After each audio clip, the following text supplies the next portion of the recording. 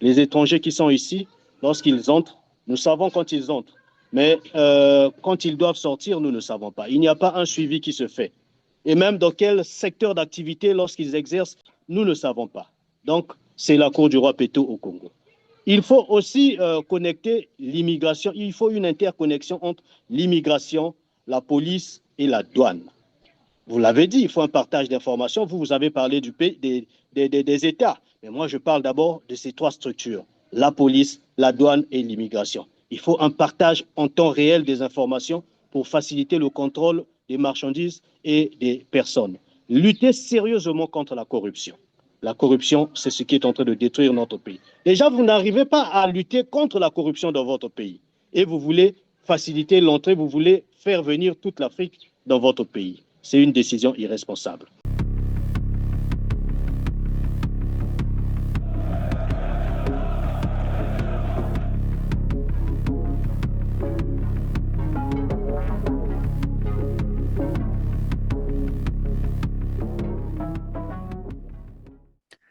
Bonjour Cédric Castellan-Balou. Bonjour Christian Perrin.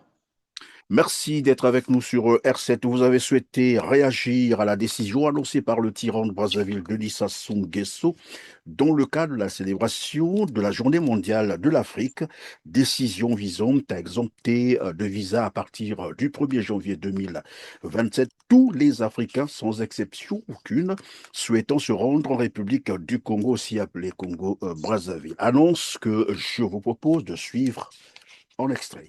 Je saisis cette occasion solennelle pour annoncer ce jour qu'à partir du 1er janvier 2027, l'entrée en République du Congo ne sera plus jamais soumise au visa pour tous les peuples africains.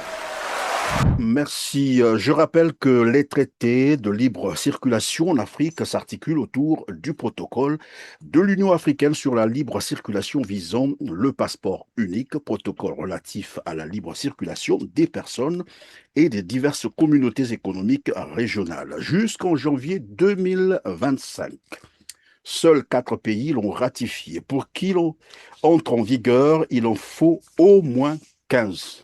Comme quoi, ce traité n'est pas encore en vigueur. Mais voilà, le tyran de Brazzaville, pris par on ne sait quoi, vient de surprendre tout le monde. En premier, les Congolais annonçant la suppression de visas pour tout Africain qui souhaiterait se rendre au Congo-Brazzaville à partir du 1er janvier 2027. Qu'à cela ne tienne, que dit donc la loi? Ici, je veux invoquer l'article 217 de la Constitution congolaise du 25 octobre 2015 qui dispose: le président de la République négocie, signe et ratifie les traités et les accords internationaux. La ratification ne peut intervenir qu'après autorisation du Parlement, notamment en cas de ce qui concerne les traités de paix, les traités de défense, les traités de commerce, les traités relatifs aux ressources naturelles ou les accords relatifs aux organisations internationales. Je répète, ou les accords relatifs aux organisations internationales. Si au niveau de la CEMAC, et ça tout le monde le sait évidemment, depuis 2017, la libre circulation des personnes est effective entre les 6 pays membres, notamment le Congo, le Cameroun, le Gabon, Tchad, Centrafrique, pour les séjours de court séjour. Il se trouve qu'au niveau de l'Afrique tout entière, j'ai rappelé que seuls 8% des pays ont ratifié le protocole de l'Union africaine sur la libre circulation visant le passeport unique, protocole relatif à la libre circulation des personnes. Mais seulement, voilà. Désormais, les Africains sont invités à arriver au Congo, Brazzaville, sans visa. Donc, on ouvre le Congo à toute l'Afrique. Certains évoquent les raisons économiques. Mais ma première question, Cédric Castellan-Balou, est-ce que le Parlement a ratifié une loi dans ce sens? Christian Perrin, merci beaucoup. En tout cas, très heureux de me retrouver sur ce plateau avec vous. Bon, avant de répondre à votre question, je tiens tout d'abord à préciser une chose.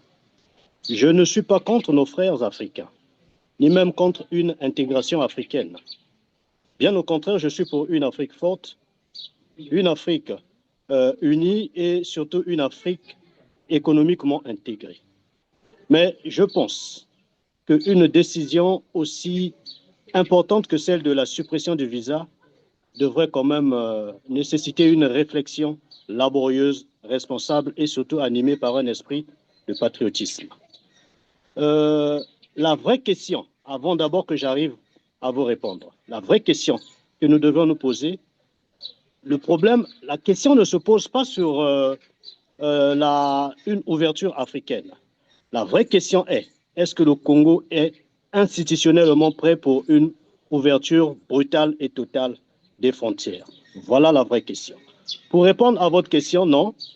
Effectivement, avant que le président Denis Sassou Nguesso ne prenne une telle décision ou n'annonce une telle décision, elle devrait d'abord faire débat. Elle devrait d'abord passer au niveau de l'Assemblée. Et une fois que cela avait été adopté, en ce moment, il pouvait en annoncer au grand public. Mais seulement, nous ne sommes pas informés d'une telle décision, nous ne sommes pas informés d'une telle loi. Et donc, nous osons penser que c'est une décision qui a été prise de façon unilatérale. Alors, décision prise de façon unilatérale. Qu'est-ce qui peut expliquer qu'est-ce qu'on peut voir derrière? Comment comprendre une telle annonce faite au public d'ailleurs? C'était à l'occasion évidemment de la célébration de la Journée mondiale de l'Afrique. Un chef d'État qui prend la décision d'annoncer cela. Et vous l'avez dit tout à l'heure, bon, nous également, nous avons vérifié au niveau du journal officiel, il n'y a aucune loi dans ce sens. Donc, il n'y a pas eu l'approbation de l'Assemblée nationale, sinon du Parlement congolais. C'est quoi derrière?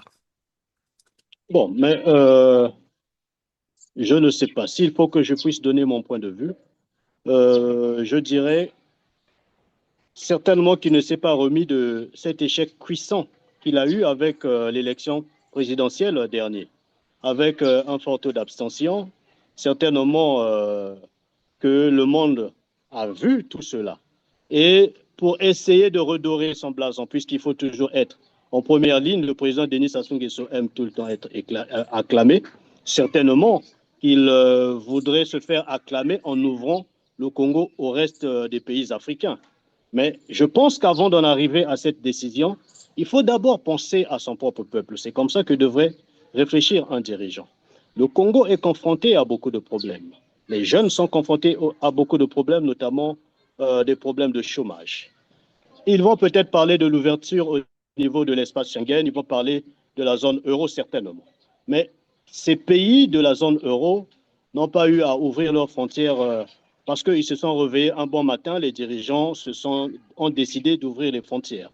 Non, il y a eu une préparation au préalable, notamment penser à sécuriser la population, à sécuriser les entrées et les sorties dans leur pays, en mettant en place le système biométrique, en mettant en place un fichier migratoire très puissant, en mettant en place une politique de séjour. Vous ne pouvez pas venir séjourner pendant longtemps comme vous voulez. Et effectivement, ils ont eu à mettre en place une politique sécuritaire très efficace. Mais à notre niveau, nous ne sommes pas encore prêts. Nous n'avons même pas encore pensé à mettre un système biométrique dans notre pays. Nous n'avons pas encore modernisé notre système sécuritaire. Et de façon, je ne sais comment, on annonce que le visa sera supprimé. Bon, mais c'est une décision assez étonnante qui suscite quand même beaucoup d'interrogations. Évidemment, lorsqu'on prend de telles décisions, nous l'avons dit, elles sont précédées des accords, des protocoles. Et je rappelais d'ailleurs l'article 217 de notre Constitution, la Constitution congolaise. Ici, je voulais en fait parler de la réciprocité. Une fois qu'on a annoncé cela, quelle est la réciprocité avec ces 54 pays qui composent l'Afrique? Parce que c'est la question qu'on se posera aujourd'hui. Et à côté de cela, nous savons que je ne sais pas si la situation a été décantée, est-ce qu'elle s'est améliorée, mais les Congolais, jusqu'à un moment donné, n'avaient plus accès au passeport. Ça veut dire que soit on ouvre le pays pour à tous les étrangers ou à tout. Bon, vous l'avez rappelé tout à l'heure, ce qui était d'ailleurs une bonne chose, c'est que les Congolais ne sont pas xénophobes. Le Congo, c'est le pays où les étrangers arrivent tous les jours et souvent en situation irrégulière. Ils sont jamais contrôlés. Ça, on peut l'attester, on peut le démontrer. Mais est-ce que pour autant, il y aura une réciprocité avec ces 54 pays de l'Afrique à qui on a Effect- ouvert les portes? Effectivement, Christian Perrin. Euh, Lorsqu'on annonce de telles décisions, en temps normal, il faudrait qu'il y ait une certaine réciprocité. Nous avons ouvert le Congo au reste de l'Afrique. Mais est-ce que le reste de l'Afrique s'ouvre également au Congo? Qu'est-ce que nous gagnons derrière cette ouverture? Parce que je pense que lorsque on prend ce genre de décision, il faudrait que le Congo aussi puisse gagner. Mais dans cette annonce, est-ce qu'il y a un type de public que le président de la République, avec son équipe, a eu à cibler? Est-ce que c'est tout le monde qui devrait venir dans notre pays ou ils ont ciblé un type de public? S'ils avaient pensé cibler, par exemple, le tourisme, faire venir les touristes dans notre pays, mais tout cela se prépare. Normalement, ils devraient aménager un peu les sites touristiques en mettant des routes, en mettant un certain nombre de conditions pour la visite. S'ils avaient pensé attirer des investisseurs, eh ben, ils devraient mettre en place des politiques incitatives pour faire venir ces investisseurs. Et encore, les investisseurs, pour les faire venir, on n'a pas besoin d'annuler le visa. Parce que dans aucun pays du monde, je pense, pour un État sérieux qui peut refuser le visa à un investisseur qui voudrait venir donner du travail aux nationaux. Je ne pense pas. Et donc, si toutes ces conditions-là, ou s'il n'y a pas un public cible comme ce que je venais de citer, eh bien, c'est une décision irresponsable. Parce que je pense que les premiers qui vont massivement venir dans notre pays, ça sera ceux qui seront à la recherche de meilleures conditions de vie qu'ils ne trouvent pas dans leur pays. Et donc, moi, je reviens évidemment sur la réciprocité dont je faisais état tout à l'heure, parce que généralement, vous l'avez rappelé tout à l'heure, vous avez rappelé évidemment l'Union européenne. Bon, les pays ne sont pas, en fait, ils n'ont pas décidé un matin comme ça où chacun pouvait circuler. Il y a bien sûr des protocoles, des accords préalables. Et ici, et là, évidemment, lorsqu'on a ces accords, parce que on peut échanger des informations avec les pays. Il peut arriver que, bon, voilà, un criminel, pourquoi pas un bandit, puisse migrer vers un autre pays. Alors, comment est-ce que on ferait pour retrouver les traces ou les informations sur un tel individu si on n'a pas cet échange d'informations avec les pays voilà, partenaires ou bien les autres pays, les 54 pays euh, Oui, auxquels on vient oui, d'ouvrir. effectivement, question Perrin. Mais c'est pourquoi j'ai parlé de la préparation. J'ai parlé tout à l'heure d'un fichier migratoire puissant, d'un fichier migratoire. Dans notre pays, les entrées et les sorties ne sont pas contrôlées. Dans les pays sérieux, lorsque un étranger arrive sur leur sol, ils savent le jour où il est entré, le jour où il devrait sortir, le motif de sa visite. Or, dans notre pays, nous n'avons pas un fichier. Nous n'avons même pas un fichier numérique euh, de tous les étrangers qui sont ici dans notre pays. Alors, si nous ne nous sommes pas préparés dans ce sens, comment voudriez-vous que nous puissions partager les informations comme celles que vous venez d'évoquer avec le reste des pays africains? Non, nous ne nous sommes pas suffisamment préparés pour prendre de telles décisions. Le Congo a encore un chemin à faire avant de penser à l'ouverture des frontières. Voilà, on va donc vers la fin de cette tranche d'émission. Je vais, alors, j'étais encore au Congo, hein, c'est une anecdote en fait. Je sais que tous les vendredis, je ne sais pas si ça a cessé, il y avait des jours comme ça où des avions quittaient certains pays africains, atterrissaient au Congo et au pied de l'avion, on voyait des officiers de l'armée, ou, parfois des colonels, qui venaient chercher ces étrangers au pied de l'avion. Vous voyez? Et depuis le pied d'avion, voilà, on fait sortir l'étranger. Bon, je ne vais pas citer ici les nationalités pour ne pas m'attirer la foudre. Et donc, ils venaient là pour accueillir ces étrangers qui arrivaient depuis le pied de l'avion. Voilà. On les sortait de l'aéroport sans contrôle. Et parce que ces personnes, en fait, c'est un réseau. Vous voyez, il y a un réseau comme ça, on sortait ces jeunes qui arrivaient. Généralement, c'est des mineurs, des enfants de 15, 16 ans, 14 ans par là, mais aussi des grandes personnes, j'en ai vu moi-même, qui arrivaient comme ça et depuis le pied d'avion, voilà, on les sortait. Et ça veut dire que, bon, si ça ne s'est pas arrêté, ça veut dire que ça continue. Et tout à l'heure, nous étions en train de dire, le Congo, c'est le pays où un étranger arrive, il est libre. À la seconde près, il est libre. Il commence même à exercer une activité. Alors, si déjà toutes ces dispositions de protection des Congolais, j'allais dire, s'il n'y a pas un cadre légal pour évidemment encadrer cette décision, c'est-à-dire les gens vont commencer à arriver au Congo.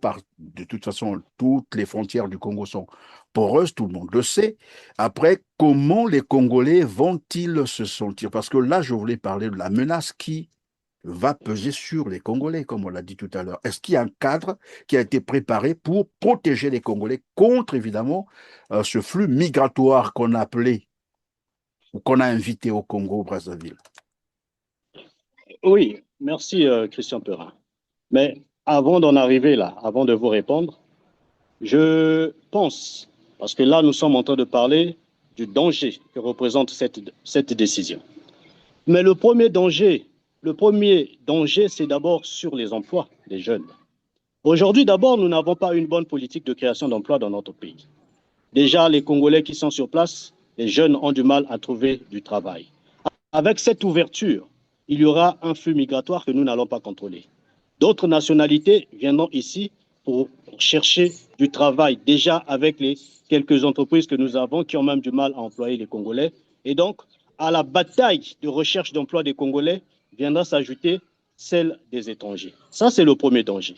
Le deuxième danger, nous sommes confrontés d'abord à un taux de banditisme croissant dans notre pays. Avec l'ouverture, vous savez, vous l'avez dit, au Congo, il n'y a pas trop de contrôle. Ils peuvent entrer, mais les contrôler sur le territoire national, ça sera difficile. Donc, notre banditisme risquera de connaître une mutation avec la venue des étrangers qui ont d'autres habitudes. Et voilà comment est-ce que le banditisme pourra connaître une mutation dans notre pays. Mais aussi, moi, je pense avant tout que diriger, c'est prévoir. J'aimerais parler de la situation qui s'est passée en Afrique du Sud, que je condamne d'abord fermement. Vous avez vu ce qui s'est passé en Afrique du Sud. Aujourd'hui, en Afrique du Sud, les Sud-Africains mettent sur le dos des étrangers leur malheur dû au manque d'emploi. Et donc, les autres Africains sont en train de subir.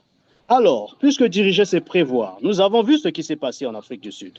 Je pense avant tout qu'il faut aussi penser à protéger ces étrangers qui vont venir ici chez nous. En quoi faisant?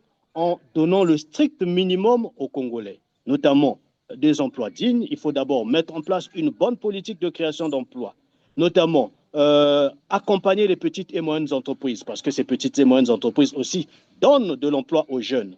Et aussi, moi, je pense qu'il faut mettre en place le protectionnisme.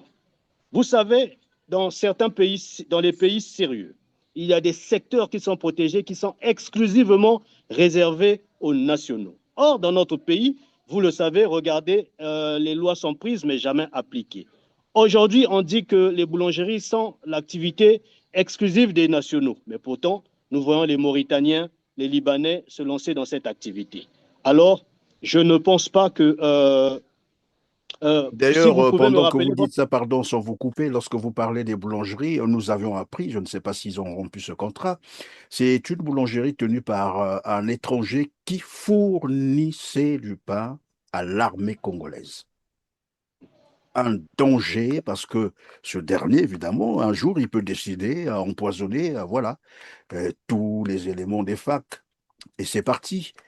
C'est très dangereux. Vous avez aussi le transport qui est tenu par les étrangers, notamment 90% des taxis sont tenus. Pas étrangers, j'allais dire. En fait, c'était juste pour placer cette petite parenthèse pour voir comment est-ce que, évidemment, vous l'avez dit tout à l'heure, comment sécuriser l'emploi des jeunes. Parce que Exactement. dans le Congo, tous les Il plans, faudrait éviter que demain, le cas que j'ai eu à prendre sur l'Afrique du Sud, il faudrait éviter que demain, ici, la même situation se reproduise. que les étrangers se mettent en danger parce que les Congolais vont mettre sur le dos de ces étrangers le manque de travail. C'est ce que nous devons éviter. Il faut aussi protéger ces étrangers. Et donc, oui, il y a un réel danger à prendre ce genre de décision sans une certaine préparation. Et moi, je pense que dans un pays sérieux, il y a un certain nombre de mesures à prendre. Pour une préparation d'ouverture des frontières, un pays sérieux devrait d'abord commencer par sécuriser ses frontières. Voilà la première mesure Malheureusement, à mais prendre. c'est annoncé là pour le 1er janvier 2027.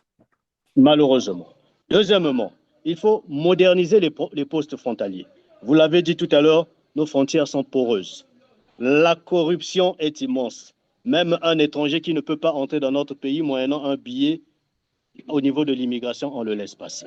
Troisièmement, il faut créer un système biométrique national. Nous n'avons même pas une identité numérique dans notre pays.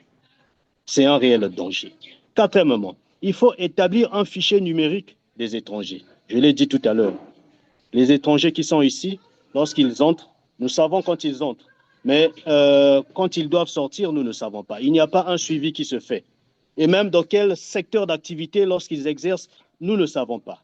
Donc, c'est la cour du roi Péto au Congo. Il faut aussi connecter l'immigration. Il faut une interconnexion entre l'immigration, la police et la douane.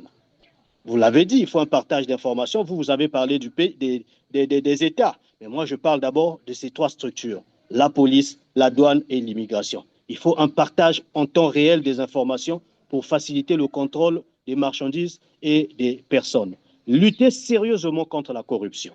La corruption, c'est ce qui est en train de détruire notre pays. Déjà, vous n'arrivez pas à lutter contre la corruption dans votre pays. Et vous voulez faciliter l'entrée, vous voulez faire venir toute l'Afrique dans votre pays. C'est une décision irresponsable. Quatrièmement, il faut préparer l'économie nationale. Vous n'avez même pas une économie diversifiée, mais vous voulez quand même faire venir d'autres nationalités dans votre pays qui viendront forcément pour aussi chercher du travail, pour concurrencer les jeunes qui sont déjà à la recherche du travail. C'est irresponsable de la part de nos autorités. Il faut réduire le chômage des jeunes. Le chômage est endémique dans notre pays. Il faut renforcer les capacités des services de sécurité, mettre en place une vraie politique migratoire nationale. Moi, je pense que pour un État sérieux, voilà d'abord les mesures à mettre en place afin de préparer cette ouverture de frontières. Et dans notre pays, tout ça n'a pas été préparé, mais ils veulent quand même ouvrir les frontières. C'est irresponsable. C'est irresponsable. Je vous pose donc, ce sera probablement la dernière question et votre réponse comptera pour le mot de la fin. Alors, certains pensent que depuis un certain moment, Denis Sassou Nguesso se permet tout, décide sur tout, même sur la vie et la mort des Congolais. Et en lançant évidemment son opération Zéro Kuluna, qui tout le monde a vu, ou tout le monde voit ce qui est en train de se passer. Désormais, c'est la DGSP qui fait la loi dans le pays, son cadre légal. Depuis là, et voilà, ces observateurs estiment que ça a été un test pour les Congolais. Et dès lors que les Congolais n'ont pas réagi, eh ben désormais, Denis Sassou Nguesso a le boulevard libre de faire tout ce qu'il veut.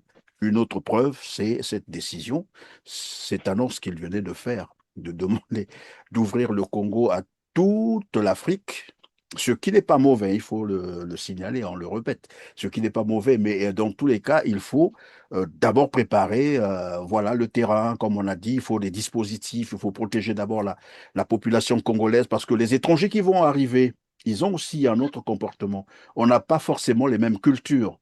Et là, je rappelle aussi la culture des Kuluna. Vous savez d'où est venue cette culture?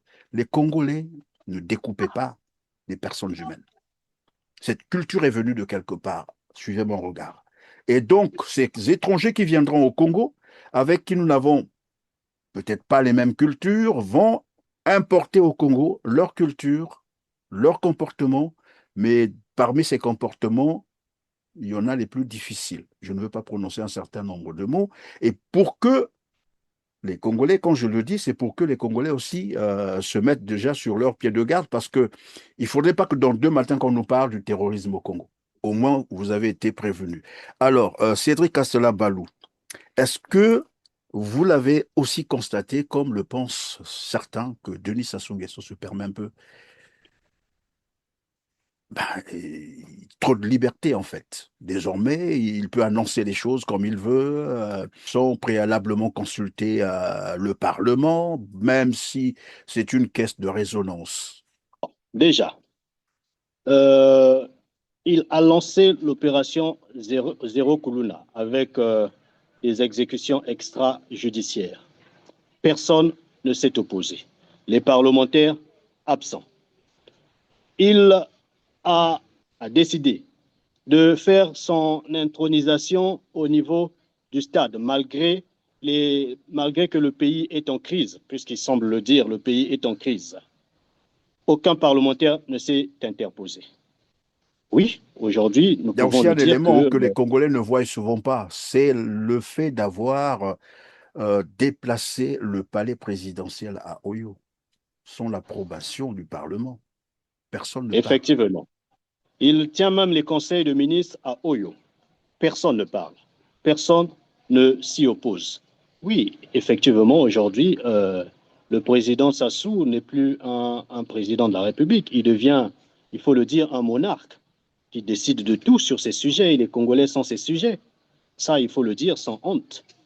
Mais je pense que c'est l'occasion pour les parlementaires, ces chauffe-bons, de se rapprocher de la population. Vous savez, Christian Perrin, j'ai eu à discuter avec certains parlementaires qui m'ont même reproché pour dire que ma façon de faire n'est pas la bonne. La dénonciation, aller sur le terrain pour montrer les préoccupations des populations. Pour eux, ils se disent que je devrais d'abord procéder à une négociation. Parce que ici au Congo, pour être député, il faudrait que Sassou le décide. Donc, c'est justement pour corroborer tout ce que vous êtes en train de dire. Denis Sassou Nguesso est devenu un monarque au Congo. Et les Congolais vont subir. Et nous avons également un autre cas de figure, c'est la nomination d'un vice-premier ministre qui n'existe pas dans la constitution congolaise. Bref, voilà, merci Cédric Castella-Balou d'avoir été avec nous sur R7 et cela a été un énorme plaisir, mesdames, messieurs. Nous sommes arrivés à la fin de cette petite tranche qui a concerné évidemment la réaction de Cédric Castellin-Balou sur l'annonce faite par Denis Sassou Nguesso qui exempte tous les Africains, sans exception aucune, tous les Africains qui désireraient évidemment se rendre au Congo.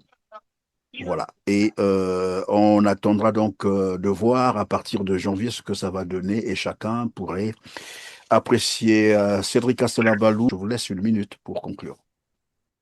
Oui, mais je pense que nous nous sommes tout dit.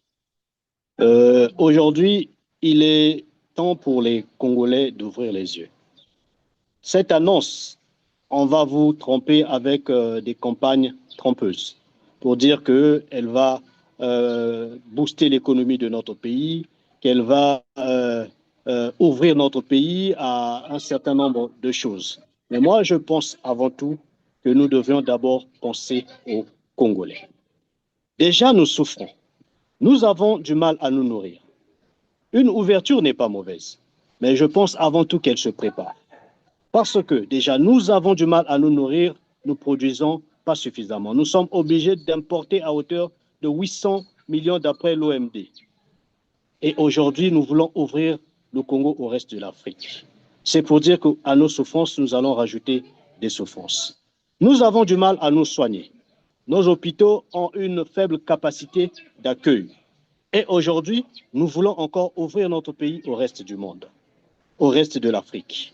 Est-ce une décision sérieuse? Est-ce une décision prise par un dirigeant qui doit protéger, qui a juré de protéger les Congolais, qui a juré d'améliorer les conditions de vie des Congolais? Nous sommes en train de nous interroger. Et je pense qu'il faudrait qu'un véritable débat soit ouvert sur cette question pour que demain, nous ne puissions pas tous le regretter. Merci, c'est la fin de cette émission. Mesdames, Messieurs, cliquez sur le petit pouce en l'air juste en bas de la vidéo. Partagez-la, s'il vous plaît. Et dites-nous en commentaire vos opinions, ce que vous pensez évidemment de cette décision, de cette annonce faite par Denis Sassou Nguesso. Cela nous fera énormément plaisir. Merci et à très bientôt.